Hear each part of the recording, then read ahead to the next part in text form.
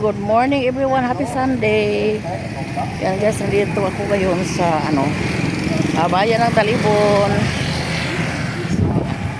Kasi magkita kami ngayon ni Jisme. Ngayon ko ibigay yung kanyang sapatos at saka socks. Kasi nagtawag yung bata nga punta daw sila dito sa bayan. Hindi siya makapunta sa bahay kasi walang makahatid sa kanya. So sabay daw siya sa kanyang lola dito sa lungsod kasi may bibilihin daw yung lola niya. So tinawagan ko siya na doon na lang paghintay sa Alturas kasi ihatid ko yung sapatos niya dito sa bayan. Ako naman ay babalik agad kasi walang tao sa bahay. Nag-jeep lang ako, nag-commute to rides ako guys para lang maihatid itong sapatos si Sisame at saka yung allowance niya. So balik ako agad pagkatapos naming magkita. So sabi niya, nag-chat siya sa akin na nandun daw siya sa taas ng Alturas. So nagbaktas ako guys, naglakad ako kasi yung tricycle na sinasakyan ko nandun lang sa simbahan. So doon na lang ako bumaba, naglakad na lang ako dito sa patungo sa Alturas. So, see you there guys. Andito natin. Kasi last trip pa lang si Kuya. Nay, alas City, nay, alas 10. Kuan. Like cut. Like it. Ang mga teenager, basta ang mga nila nakalog ng ko dahil nakalog ng mga teenager. Yan, uwi na. Lalo na mag-uwi dahil. Ha? Maghuwat pa mo? Naara may tricycle yan para sa di na lang kumato terminal kay mas mura mag 25 ang Pritis terminal. Ikumpara nga to iskina sa kuan ba? Iskina sa iskina lang ato agi maghapon ang truck dito. Adto na lang ko kay mura 25 Pritis ag diha 20 na diha mo ko naog. Esa dai kay. Yan, nandito na si Sisame tapos na kami nagkita at saka sa lola niya doon sa bukid at saka yung pinsan niya. So ngayon magbigay ako kay Jisame sa kanyang allowance. So gipakapin na nila ako dahil yung allowance. So ginagmaya na ha, ginagmaya. Dili magasto-gasto o mahimo mag-savings ka. Ha?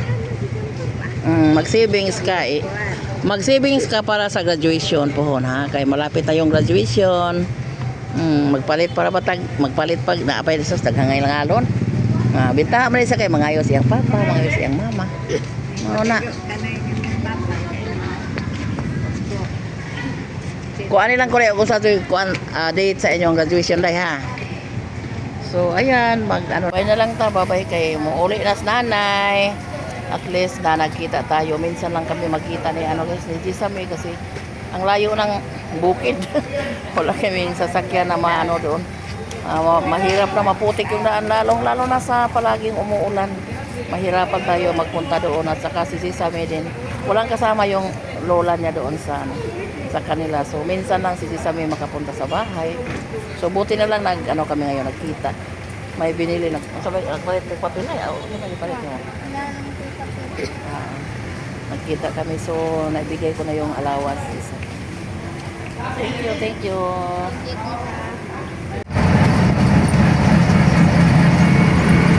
Sakay na ako ng jeep pauwi.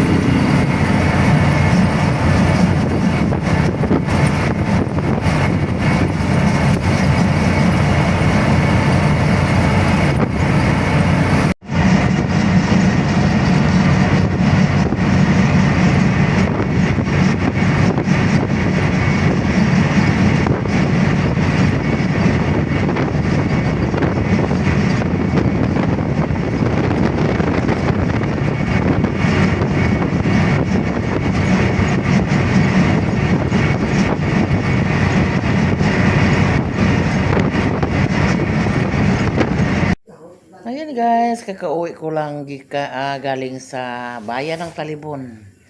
Kasi nagkita kami ni Jisame, naghatid ako sa kanyang sapatos na galing kay Ma'am T.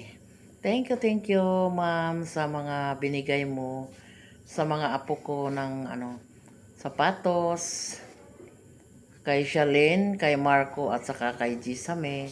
So, thank you talaga. Minsan lang kasi si Gisame makapunta dito sa amin, guys, kasi walang masakyan.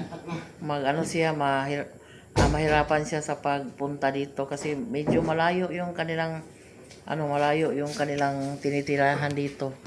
And then sa ibang bayan na naman sila sa Talibon, pero doon pa nakatira sa bukid. 25 kilometers galing sa bayan yung kanilang ang tinitirahan ni Sesame doon. Doon siya nag-aaral. Kasi kawawa naman yung lola niya doon sa mother side niya kasi wala na daw kasama. So naintindihan ko na lang po sa sitwasyon sa kanyang lola na walang kasama kasi yung mga ibang apo ay nag-asawa na. So si Sesame na lang yung medyo malaki-laki yung kasama sa kanyang lola doon. So yan, nagtanong ako sa kanya kung kailan yung graduation nila kasi graduating si Sesame ngayong March grade 6.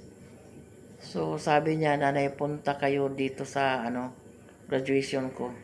Sabi ko, ay buti pag walang ulan. Mas lalong mahirap doon kapag ulan, guys, kasi hindi pa lahat sementado yung daan doon. Yung semento nandun lang sa mga barangay na madaanan natin. Pero doon sa kanila, patungong sa kanilang purok ay masyadong maputik. Iwan ko lang kung makapunta ako doon. Pero medyo pa man, malayo pa man. Pero yung bata sabi, magtampo ako sa iyo, nanay, kapag hindi ka magpunta doon. Ay nako, mahirapan pa tayo doon sa yung sasakyan. Yung sasakyan sa sa pagpunta sa kanila. Anong tawag diyan, lihit or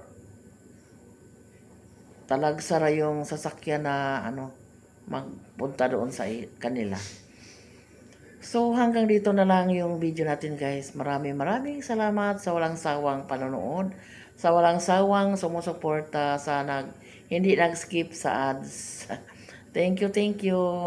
Kahit man lang makasahod na tayo. Pero sige lang, magtiis lang. Kunting tiyaga. Magtiis lang tayo hanggang marating natin yung pinapangarap natin na sahod. So sige lang, at least na wala tayong ginagawang mali sa buhay natin. Masaya tayo sa ginagawa. Thank you sa lahat. God bless us all. Thanks for watching. Bye-bye.